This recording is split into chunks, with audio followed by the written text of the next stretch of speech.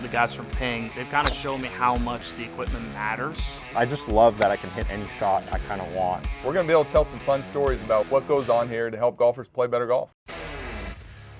Hey, everybody. Welcome back to the Ping Proving Grounds podcast. Shane Bacon, Marty Jertson. Second appearance for Mr. Matt McCarty. You're now a podcast regular. Yeah. No, happy to be back on. 2025, I know this season, I know maybe you haven't played as good at golf as you played, but I want to go back to 2024 for a bit because, you have this breakout year on the Korn Ferry Tour. You flip to the PGA Tour. You win pretty much instantly. Have you had time to, process 2024? And just, you have time this winter to just sit back and go, what I was able to do, how I was able to play. Have you had any time to kind of think about it? Yeah, definitely. I mean, I think when you're kind of just going like that, it just kind of everything happens and you're just playing good golf and everything kind of snowballs on itself. But yeah, definitely to kind of, reminisce a little bit, but also kind of think about what I've been doing well or what I was doing well, what I need to kind of keep doing, keep improving and working on. And was a good off season, a little shorter than I was used to, but that was all positive. So it was good. What is the definition of off season?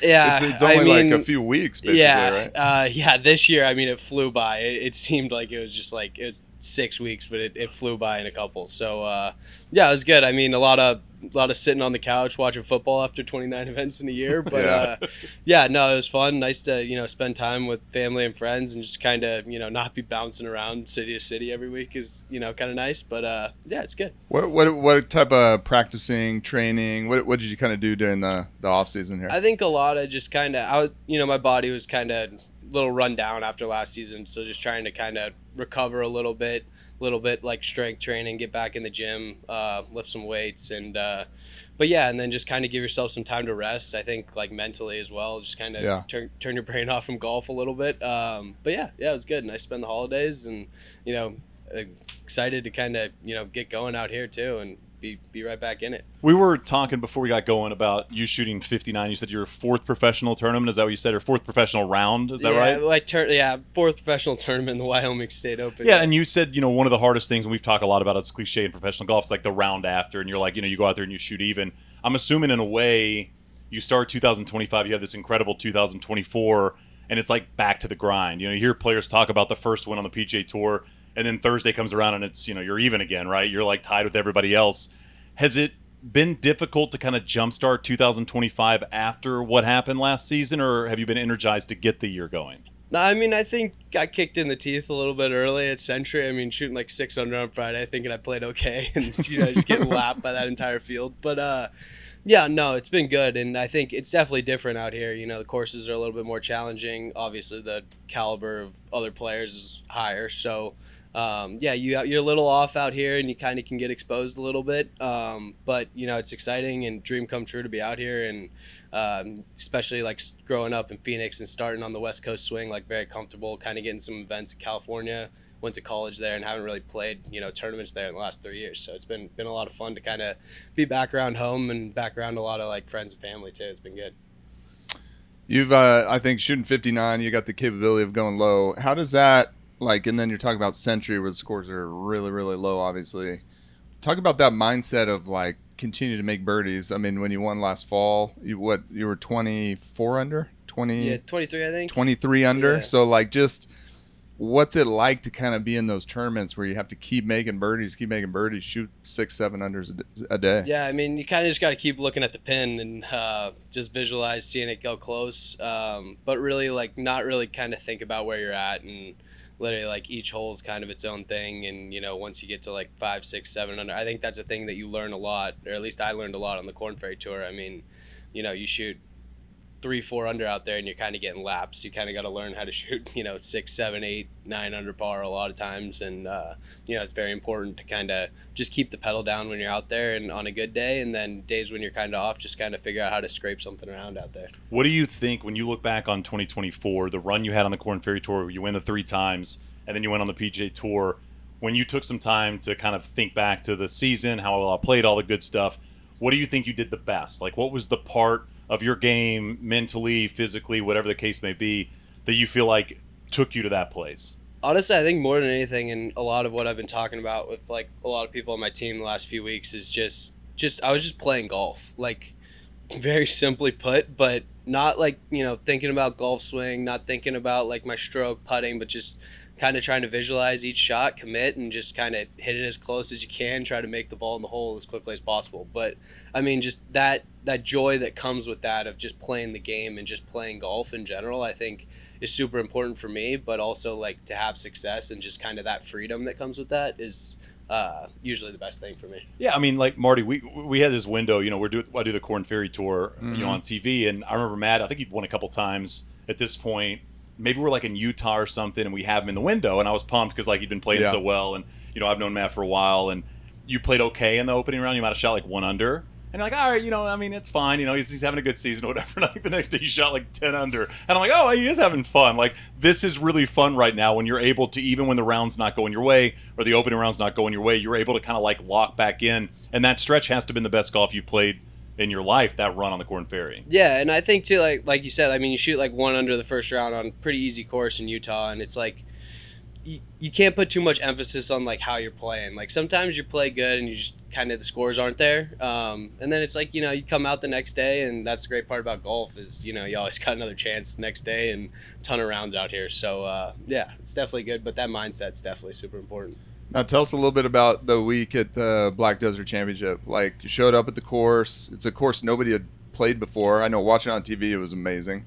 When did you start feeling good? Was it in the practice rounds after the first round? Tell us a little bit about that week. The place is just visually very cool, like to look at kind of the course. Like I felt good that it was like an even playing field. I think like a lot of these events early in the year too is like a lot of these guys have been out here, 10, 15 years and very comfortable with the golf course. So kind of having that start of like on a level playing field, and I felt like I honestly had a little bit of advantage, like growing up in the desert, kind of a lot of like weird blind tee shots. You know, if you hit it offline, you're not going to find that golf ball. So very comfortable, like, environment in that aspect, but also like the golf course itself. And then, the weather is a little, warm, kind of you hit a high one, the ball really goes. So growing up here, in Phoenix was definitely like very similar. And and that part of Utah is great. Like me and my girlfriend went on a trip to Zion a couple years ago, so I'd been up there before with the Red Rocks and loved it. And it was just a lot of fun. I mean, how much are vibes important to playing good golf? Like you go to a place, the week's going well, maybe the girlfriend's there with you. Like I feel like you're a vibes guy in general. Like are vibes massively important for having a good week, or can you show up to a place, the golf course you don't love, and it's not for your game, and you can still play that type of place well? Yeah, I mean, I think it's 50-50. Like, I think when you're comfortable, like, having fun off the course that week, it's definitely a lot easier. I think a place that my vibes were pretty low was at Colorado, for TPC Colorado for the Corn Ferry event. I'd missed the cut there first 2 years out, and then this year, I think set their 54-hole scoring record, had like a 3-shot lead going into the last round. But like, when you kind of conquer a place that you don't feel comfortable at too, that's, kind of gets it going as well. And that gave me some confidence, even though I didn't win that week. Definitely gave me a lot of confidence kind of moving forward in the rest of the season. But yeah, I mean, it's always fun, like, when you're, being in San Diego is a lot better than being in Springfield, Illinois. So the vibes have been a lot better out here on tour last month. What's been the biggest change? I mean, we ask players that graduate from the Corn Ferry Tour to the PGA Tour this a lot. Like, what's the one thing that stood out, or what's the one thing that's been massively different as you've kind of started 2025 and you got a chance to play in some of the really big boy events? Like, what's the thing? Doesn't necessarily have to be a big thing, but what's something that stood out to you that's, wow, this is way different than what I've experienced as a pro golfer to this point? Yeah, I mean, honestly, just playing against the guys that you watch on TV is the biggest thing. Getting the courtesy car straight out of the airport is like one of the little things that I think that's the nicest. Not having do they drop it all? Like, where do you get it? How do you get it? It's different every week, but yeah, it's just kind of there. Okay. Like, I don't know. It's one of the great mysteries. You just don't have to worry about it. It's just kind of there. But I don't have to worry about a rental car. I don't have to worry about riding with other people. Yeah. Like, my car is here. Yeah, no more Avis lines is really nice. But yeah, I would say just like the golf courses has been the biggest difference for sure. I mean, a little bit more demanding off the tee. Always, they've been a little bit firmer out here for sure. So like, kind of puts a premium on ball striking. But also, I like, you kind of got to think your way around it a little bit more, less like kind of point shoot, try to go absolutely ballistic every week, which is nice. But definitely an adjustment and kind of a learning experience for sure. At the Black Desert Championship, I'm curious to get your take on this, but I read a stat. It had the highest fairway hit percentage, but also the most provisionals off the tee. Yeah. Did you have to hit any provisionals that week? I did not. We did not find the desert. Actually, the only time I did find the desert was with like a 50 degree from a bunker, just kind of bladed it. But nothing off the tee, so usually pretty accurate. So that was one of my strengths out there. But yeah, the fairways were wide, but it's a very visually intimidating golf course, and there's like 4 or 5 out there that you really got to hit well, or else you're kind of in the lava, and you're never gonna find it. So like confidence wise, I mean, again, kind of like following you throughout the season on the Corn Ferry Tour and just seeing you like win, play well even when you weren't winning, you were having high finishes.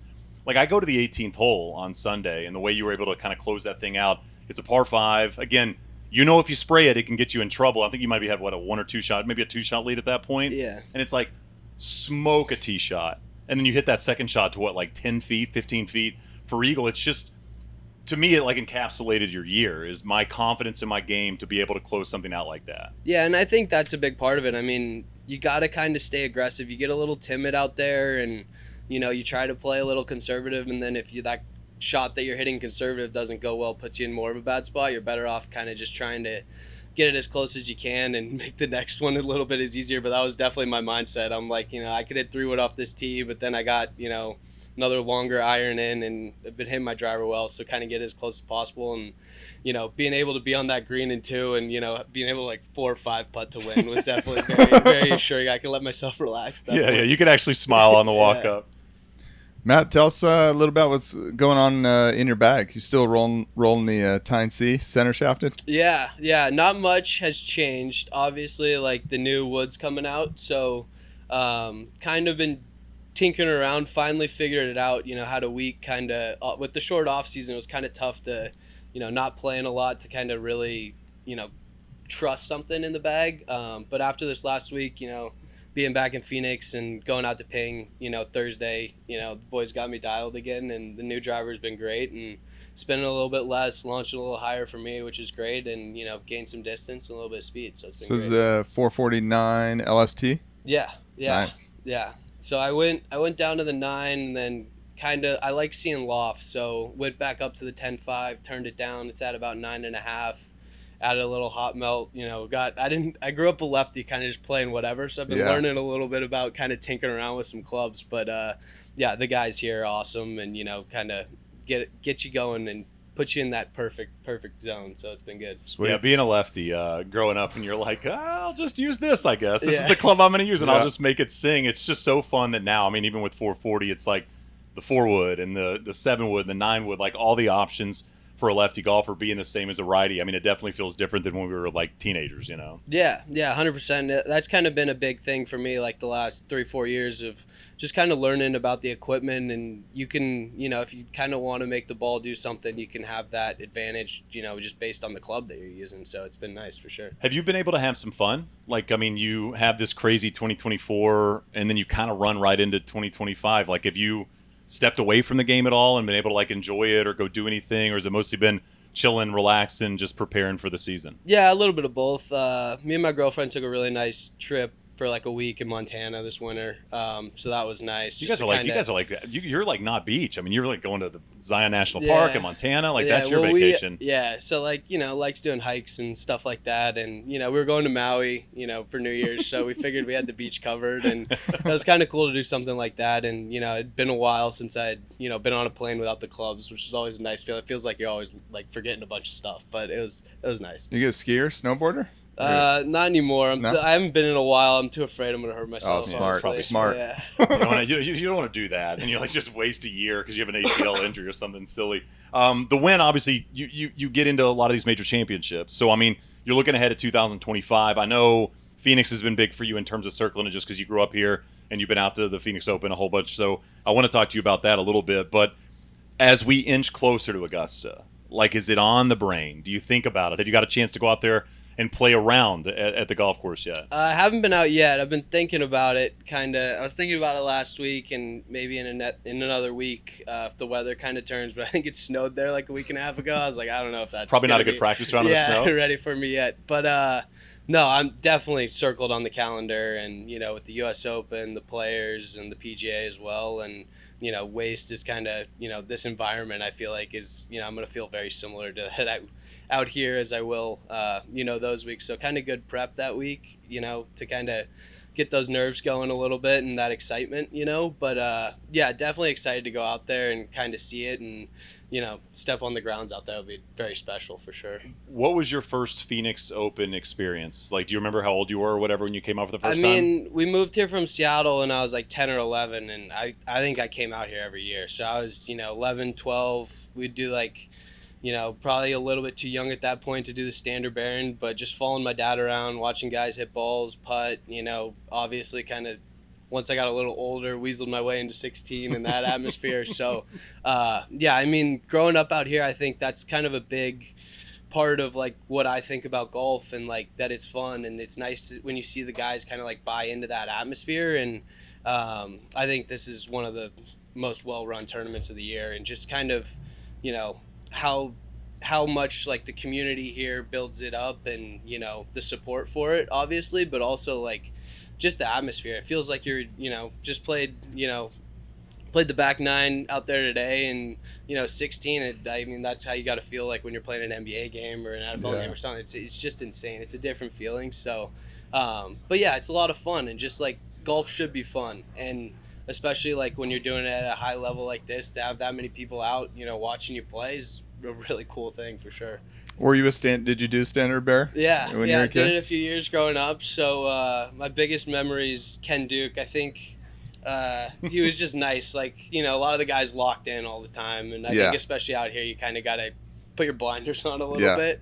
But he was just like, chopping it up with us down the fairways and stuff. So I remember that. He was just a great dude. So yeah, it was a lot You're of trying fun. to be like Ken Duke. That's the goal for the week. Yeah. For me, I did it as a kid a few times, and for me it was Calc.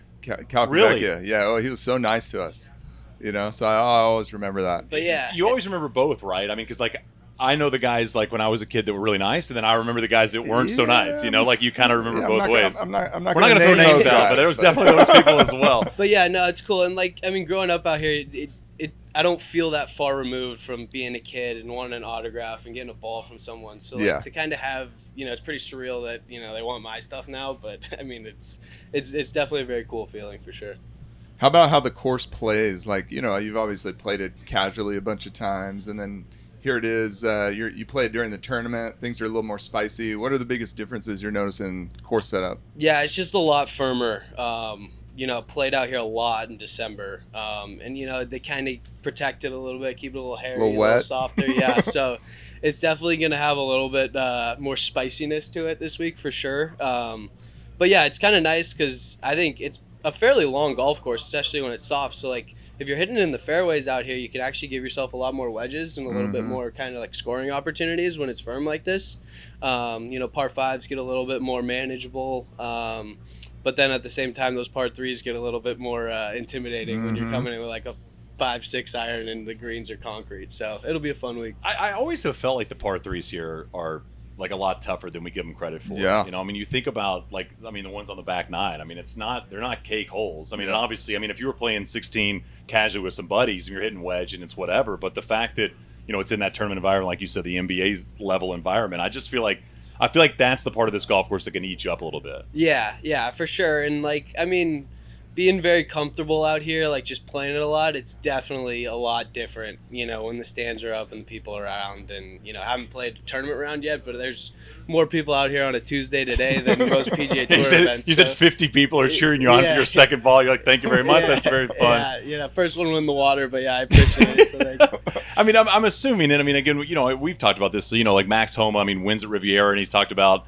like, that was his tournament, growing up. And I think golf fans, somebody like me who thinks about golfers, we always think, oh man, this person wants to win the US Open or this person wants to win the Masters. Like, yeah, of course you want to win that, but I feel like every golfer's kind of got that one tournament. It might not be the one we think it is that's close to their heart. It might have been the one they went to when they were a kid. And I can only imagine for you, the moment you get that PGA Tour card, you're circling Scottsdale. Like, when it is on the schedule and you're going to get an opportunity to play. Yeah, that was like, now you got to finish number one on the Korn Ferry to actually get in this field. So that was kind of like a big good job on that. Big part of my goal for the year. But yeah, this is, outside of the majors, this is the biggest tournament of the year for me. Like, I want to play well, and show the home crowd something and prove that I can, play well out here. And obviously, and I think too, like with the stands and kind of coming down the stretch out here, if you're in contention, it's got to be the closest atmosphere to like that major championship pressure, just with all the people and kind of everything going on. So I think there's a lot of the past champions out here, obviously like Scotty, but even like Brooks and like their success after their breakthrough win was out here. I think a lot of it is because of that. If you're kind of able to handle this environment, I think you should be able to play in anything. So I think that's kind of a cool aspect of it as well, for sure. What other events are you looking forward to? I mean, obviously we talked about Augusta. What other events are you allowing yourself to think about the rest of the year much? Or are you trying to stay a little bit more in the present? And if so, what other events out there on the calendar do you have kind of earmarked? Yeah, I mean, I think the Players will be a really special week. I think for a lot of the guys, just talking to them, like that seems like it's just an awesome week. I played Sawgrass a lot. My girlfriend's family lives in Jax, so nice. Feel pretty comfortable with that place a little bit. Pretty similar though. I always kind of played it when it's very soft, so I think it's gonna be a different animal when it's firm and the rough's up out there.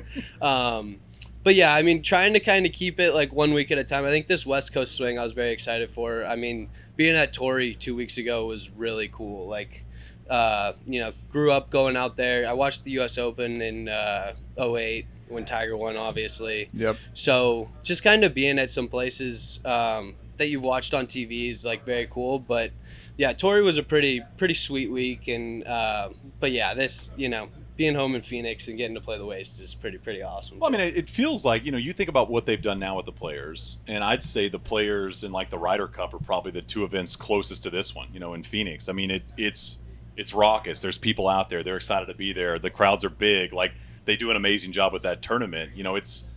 I think when you prepare a golf tournament like that, like you were talking about in Phoenix, it's like when the event's that well done, it feels bigger even for the players, not just for the fans, Yeah. And I was playing with a good buddy, Mac Meisner, today, and he didn't play in this event last year, but like, we walked through 16 and he's like, this is crazy. Like, like I'm like, it's like on a crazy. Tuesday. It's crazy being inside, but even when you're sitting in the stands, it's nuts too. So like, but yeah, it's cool. And I think like, when you got like big time like events like this, like, it shows kind of that I don't think the tour's in as bad of a spot as, all the stuff that's going around lately. But it shows that like when you put on like a really good event, you get people excited about it, people are going to care. And a lot of the good players are going to show up too. So I think that's important for sure. I like at Phoenix just the involvement of the junior golf, the standard bearers. You get the kids out, the JGA's involved. Did you play JGA growing up as a kid? Yeah. JGA, I played all over the valley. I never really played stadium that much growing up. I mean, it's too expensive. Yeah. And, it's like $15 for us to play Champions in the afternoon. I grew up 15 minutes from here, but I played that place like 250 times.